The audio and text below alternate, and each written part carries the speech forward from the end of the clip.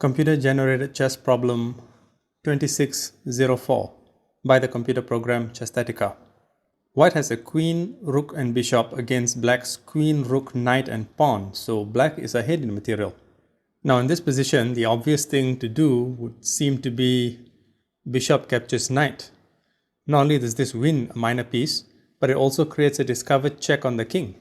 And here the black king could retreat to c6, followed by maybe queen to a4 check, king to b7, maybe bishop to a6 check, king to c7, and white seems to have the positional as well as now material advantage, bishop against lone pawn, especially when you consider rook to c2 here. But I suppose black would also play king to b8 instead of c7, and white would still have the positional and material advantage. Okay, but that's not really the best move in this position. What about queen to f3 check? Then we have king to e6, rook to e2 check, forgetting about the knight, king to d7, queen to b7 check, queen to c7 intervenes, bishop to f5 check. Here king to d8 would be a mistake because queen to a8 check, and after queen to c8, queen captures queen with mate. So king to e8, and here queen captures queen, the rook on e7 is pinned, and white will soon go on to win this game. Even after rook captures rook, this would be a mistake because bishop to g6 check, king to f8, queen to f7 mates. So the rook can't even capture the rook on e2. Maybe king to f7, queen captures rook, and this game will soon be over. But even that is not the best move, believe it or not. Here's how you should play in this position.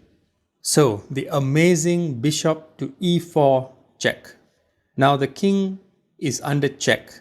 That means the king needs to deal with the check. Otherwise, rook captures bishop would work in this position. Okay, this is a double check basically. So the king has to move. And there's only one place to go, which is e6. And now surprisingly, rook captures pawn with check. A rook sacrifice. Again, the king has nowhere to go. The queen must capture this rook.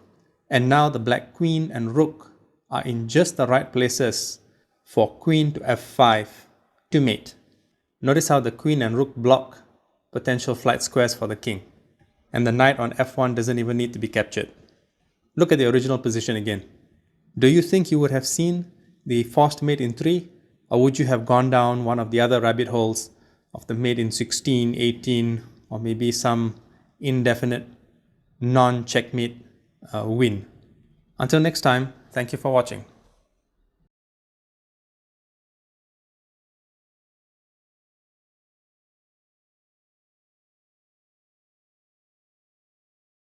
Chesthetica's Book of Chess Constructs, Volumes 1 through 5. Available on Amazon.